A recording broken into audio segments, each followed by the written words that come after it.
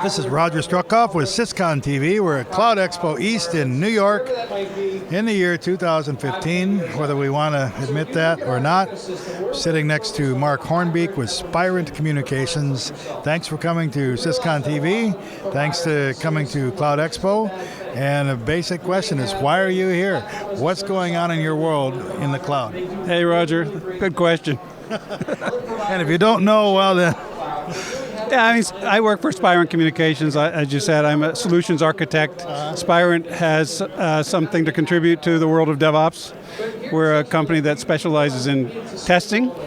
And you know, DevOps is all about continuous delivery and accelerating the delivery pipeline.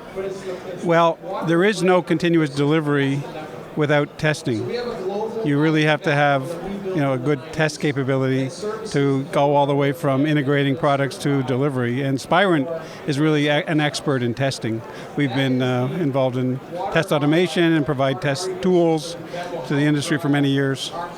So we have a solution that contributes continuous testing to DevOps. Tell me from maybe the architect's level view first, with DevOps, continuous delivery, and testing. I read something the other day where someone said there's not really a need for testers anymore, but because it's all automated. But I'm not quite sure I understood what that person was trying to say. How is DevOps changing the world of testing, and how do you address it, and how do you convince your fellow architects that what you're doing is what you should be doing? That's a very insightful question, and can be controversial, in fact.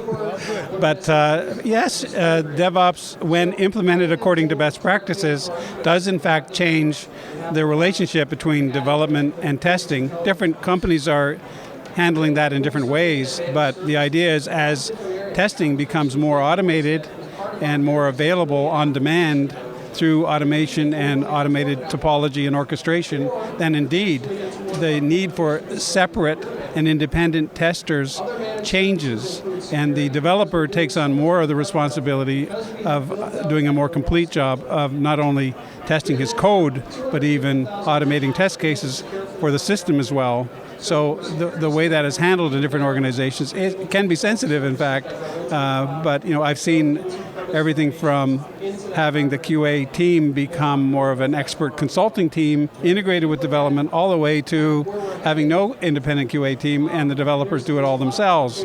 So there are different ways it's being handled in the world. Sort of an enlightened way is to have the QA team move upstream, but it also seems to relate a little bit to DevOps culture. I'm hearing the term. You have to develop a DevOps culture, but it seems DevOps, Dev and Ops, here at the show we have a Dev track and an Ops track. And we do that so that the two audiences won't kill each other. Yeah. And so I'm thinking, oil and water, what is that relationship, in your mind between developers and operations, and how can it be improved, and what are you doing to address that issue? Because it is a sensitive issue. Oh, indeed, Roger, it is a sensitive issue. I will tell you that, again, different companies are handling it differently, but as you go to higher and higher levels of best practices of DevOps, the cycles get faster and faster, and the cultural changes actually evolve as you get faster and faster. What is considered operations side of the house, in fact, is a little different depending on what kind of organization it is. In a traditional IT organization, operations is mostly the IT team. In a manufacturing organization, which DevOps definitely applies to, it's the QA people, the manufacturing people, and anybody that's not in development, essentially, but supporting the delivery pipeline. We have to be sensitive to that. We, at Spirent, have a solution that we deliver, which is not only tools, but also the expertise, best practices, and professional services that can help an organization get through those different phases. And indeed, part of it is being sensitive to the culture and helping these organizations move their practices and the culture together with the tooling and the automation and the higher speeds.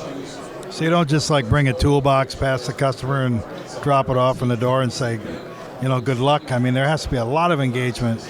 It seems like, but engagement customer by customer. And how do you I would think at the end of the day that the outcomes, both for the company and for the individual, will be important if you can somehow positively incentivize them. This is good for you, this is good for your job and career, and it's good for your company. But how do you do that when you thought you were in the software business?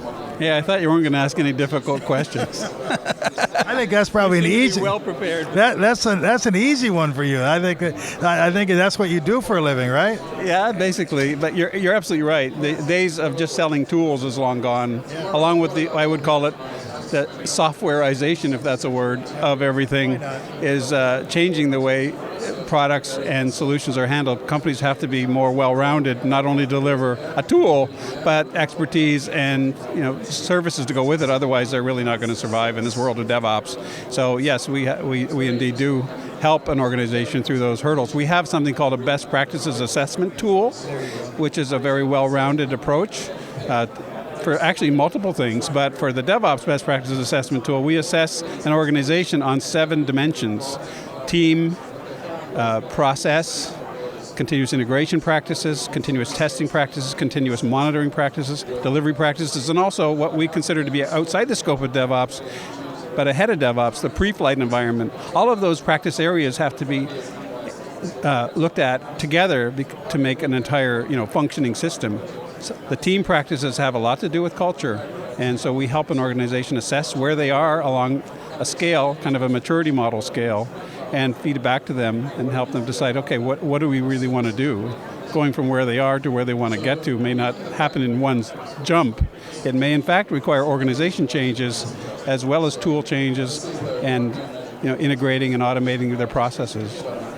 Makes my stomach hurt a little bit. I can just imagine the tension in some of these places. But there's organizational goals. I mean, it seems to me that now we're in the cloud and we're rapidly deploying and there's flexibility and scalability up and down, and it's so distributed that it's not so much that the economy is for, in the old days, you talk about competitive advantage and that's why you do things.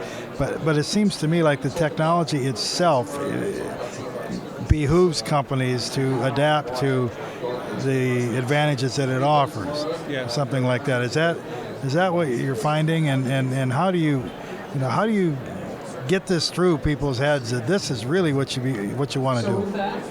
Well, it's all about results. I would say even a few years ago, the jury was still kind of out on this DevOps thing. It was a relatively new word, and there were plenty of examples, but there weren't enough examples of proven success. But at this point, there are a lot of examples of proven success. When you implement DevOps according to best practices, you do get kind of a silver bullet in terms of the delivery process. You get better quality, you get better time to market, faster cycle times, you get more control on your expenses, more visibility on the processes.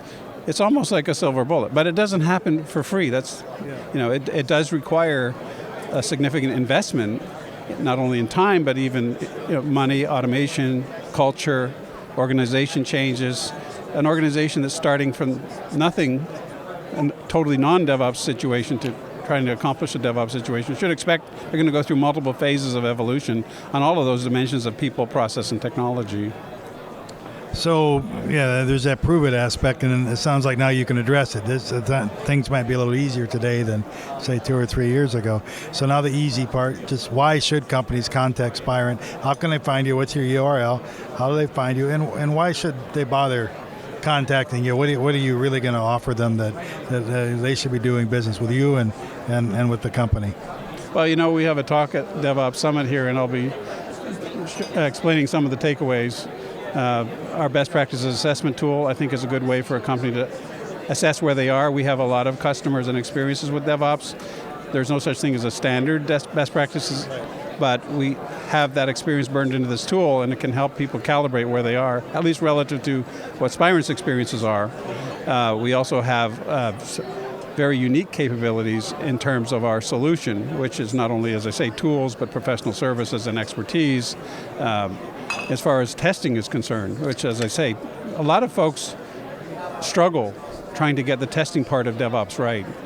They sort of know how to make their own builds and their integration. They certainly know how to deliver their products, or they wouldn't be in business. But when it comes to automated testing, they're struggling. And this is where we can really help them.